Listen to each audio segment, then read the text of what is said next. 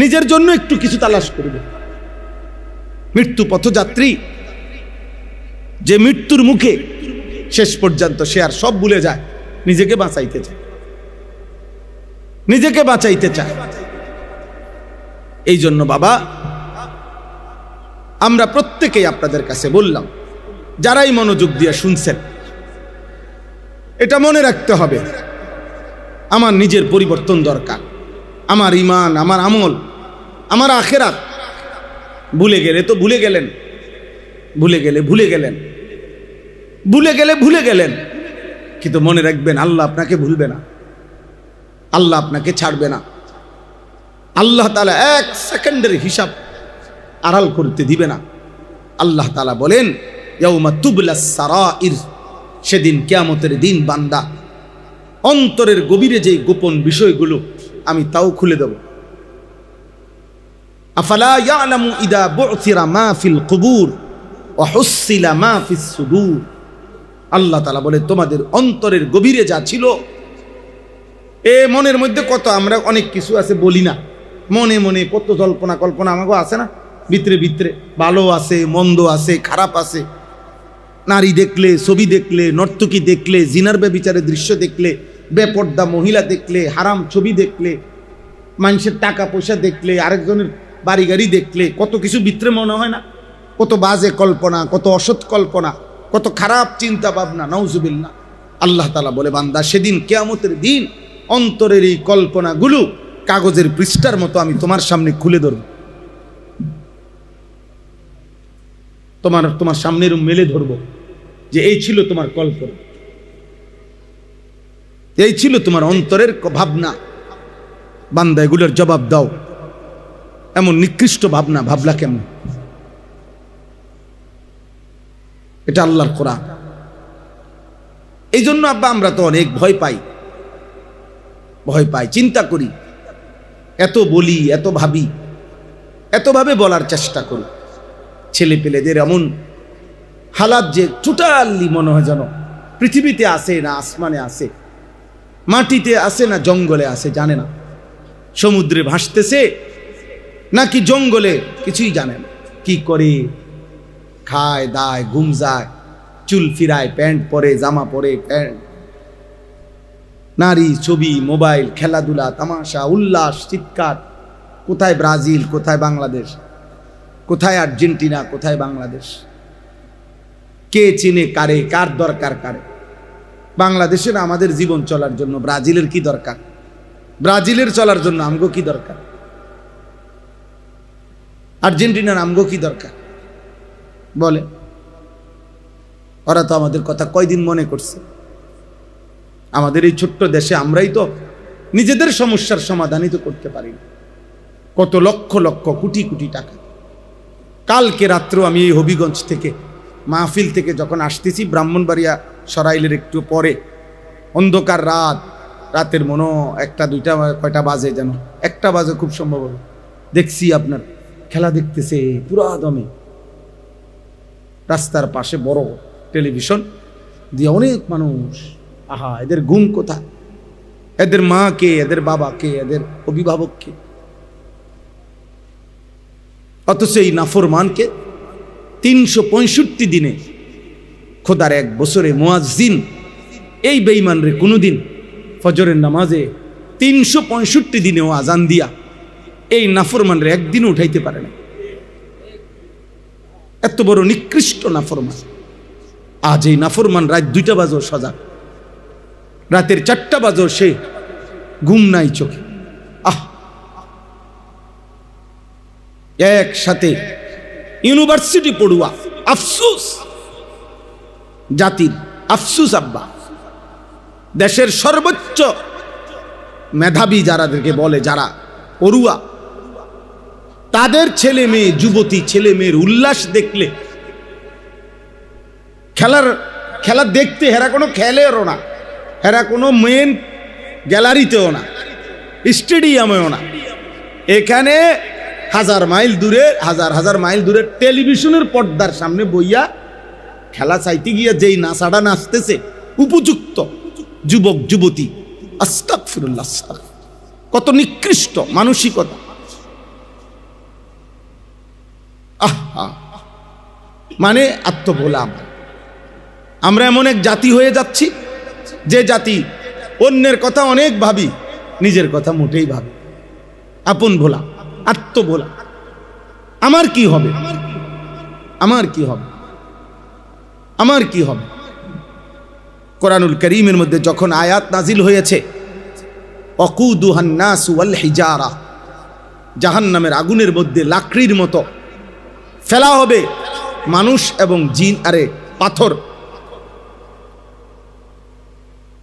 তাফসীরের মধ্যে আছে হযরত সালমান, একজন সাহাবী সালমান ফারসি রাদিয়াল্লাহু তাআলা আনহু, একটানা 3 দিন 5 ওয়াক্ত নামাজের অতিরিক্ত শুধুই কানছে আর কানছে, চোখের পানি ফেলে কানছে। এই কথাইটা বারবার বলতেছিলেন আর বলতেছিলেন, হায় জাহান্নামের লাকড়ি হবে মানুষ, আর সেটা যদি হই আমি সালমান, আমার কি হবে, আমার কি হবে, আমার। এই কথাইটা উনি 3 দিন টানা বলে কাঁদতেছিলেন আর চোখের পানি ফেলতেছিলেন। 3 দিন পরে নবীজি তাকে ডাকছে, সাহাবাদের থেকে শুনছে যে সালমানের কান্নাই থামে না, সালমান শুধু কাঁদে আর কাঁদে। নবীজি বলছে, ওরে আমার কাছে নিয়ে আস। নবীজির কাছে আনার পরে নবী সাল্লাল্লাহু আলাইহি সাল্লাম জিজ্ঞেস করছে, সালমান কি হলো, আজ 3 দিন নাকি তুমি কাঁদতেছো সাহাবী? হযরত সালমান বলছে, ইয়া রাসূলুল্লাহ, আল্লাহ বলছেন জাহান্নামের আগুনের লাকড়ি হবে মানুষ, আর সে যদি হই আমি, আমার কি হবে, আমার কি হবে। এই ভয় আমার এমন ধরছে ইয়া রাসূলুল্লাহ, আমার এই ভয়ই যাচ্ছে না, আমার চোখের পানি থামতেছে না। এই তখন আল্লাহ নবী সাল্লাল্লাহু আলাইহি সাল্লাম বললেন, সালমান, আমি ওয়াদা দিলাম জান্নাত তোমার জন্য অপেক্ষা করছে। তুমি আমার কলিজার টুকরা সাহাবী সালমান, জান্নাত তোমার জন্য অপেক্ষা করছে। এজন্য শুধু ওয়াজ না ভাইয়া, শুধু ওয়াজ না, শুধু বক্তাগিরি না, বরং এ কথা ভাবানো উদ্দেশ্য তুমি আমি কি করছো ভাই। চাচা 60 বছর তো শেষ, হিসাব কি মিলাইছেন? হাসিবু ক্বাবলা আন তুহাসাবু। নবী সাল্লাল্লাহু আলাইহি সাল্লাম বলছেন, সাহাবায়ে কেরাম বলছেন, আল্লাহর বান্দাগণ, ফেরেশতা তোমার হিসাব করার আগে তোমার হিসাব তুমি করো, তোমার হিসাব তুমি করো। হ্যাঁ, তুমি হিসাব করো। আল্লাহর নবী সাল্লাল্লাহু আলাইহি ওয়াসাল্লাম বারবার সাহাবীকে এই নসিহত করছে যে সাহাবী, নিজের দিকে খেয়াল করো, নিজের দিকে খেয়াল করো, নিজের দিকে খেয়াল করো। এক সাহাবী জিজ্ঞেস করছেন, ইয়া রাসূলুল্লাহ সাল্লাল্লাহু আলাইহি সাল্লাম, আমাকে একটা মজবুত কথা বলে দেন, যে কথা আমি এমনভাবে স্মরণ করব, মানব, যে আমার আর মৃত্যু পর্যন্ত পথহারা হব না। তখন আল্লাহ নবী বলেন, কুল আমানতু বিল্লাহ সুম্মা ইসতাকিম। তুমি শুধু বলো যে আমি আল্লাহকে মেনে নিলাম, এবার এ কথার উপরে একদম টাইট করে জমে মজবুত হয়ে থাকে। ভাই, পৃথিবীর যে যাই বলেন, 1 কোটি না 100 কোটি মানুষও যদি বলেন, আর আমি যদি বুঝি যে এটা আমার আল্লাহর খেলাফ, আমি নাই দা। আল্লাহ নবী এটা বুঝাইতে চাইছে, আর মানে তুমি কও যে আমি আল্লাহর কথা মানলাম, আমি নবীর কথা মানলাম, এবারে যদি এর বিপরীতে 800 কোটি মানুষও যুক্তি দেয়, বুদ্ধি দেয়, পরামর্শ দেয়, তোমার ধাক্কা দেয়, তুমি জাগার দ্বারা। अगर चे बुत है जमात की आस्तीनों में, मुझे है हुक्म खुदा ला इलाहा इल्लाल्लाह। এটার অর্থ হলো, ইব্রাহিম আলাইহিস সালাম বলছিলেন, ইব্রাহিম নবী, ওনার ঈমান কেমন ছিল? ইব্রাহিম আলাইহিস সালাম বলছেন, আব্বা আপনি, মা আপনি, আমার আত্মীয় স্বজন এলাকাবাসী আপনারা, নমরুদ আপনি, গোটা দেশবাসী, তোমরা সবাই, আমার এই সমস্ত মানুষ প্রত্যেকের হাতে হাতে যদি মূর্তি থাকে, আর এর মাঝখানে যদি আমারে দাঁড় করান, আমি একা ইব্রাহিম একাই বলবো লা ইলাহা ইল্লাল্লাহ, আমি আল্লাহ ছাড়া কাউরে মানি। হোক আমার আব্বা, হোক আমার মা, হোক আমার গ্রামবাসী, হোক বাদশাহ, হোক জনগণ, আমি মানি কারে? এইটা বুঝাইছেন ইব্রাহিম।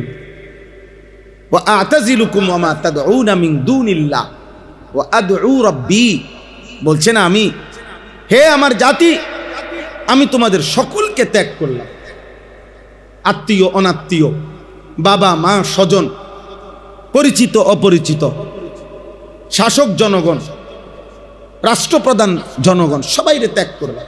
ওয়া আদউ রাব্বি, আমি একাই শুধু আমার আল্লাহকে ডাক দিলাম। কাকে? আল্লাহকে ডাক দিলাম। এই জন্য ইমানের মজবুতি, আল্লাহকে নিয়ে থাকা একটু কষ্টকর, বাকি শুরু করলে, হিম্মত করলে সহজ।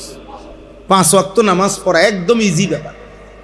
আলহামদুলিল্লাহ, আল্লাহর দয়ায়, আল্লাহর দয়ায়, আল্লাহর দয়ায় আমরা বছরের পর বছর সাংসারিক সব কিছু, খানা, খাদ্য, স্ত্রী, সংসার, ছেলে মেয়ে, হাসি, আনন্দ, দালান, বিল্ডিং, উপার্জন, বন্ধু বান্ধব, আড্ডা, হাসি, সব কিছু ঠিক থাকা অবস্থাতেও 5 ওয়াক্ত নামাজ পড়তে কোনো অসুবিধা হচ্ছে না, কোনো সমস্যা নাই বেটা, এক বিন্দু কোনো অসুবিধা নাই বেটা। মূলত অপদার্থ মানুষ যারা, অক্ষম, দজভঙ্গ, আকামলা, ওই বেনামাজি, মূলত এই কামলা, আরে এই আকামলারে দিয়ে আসলে কিছু হইতো না।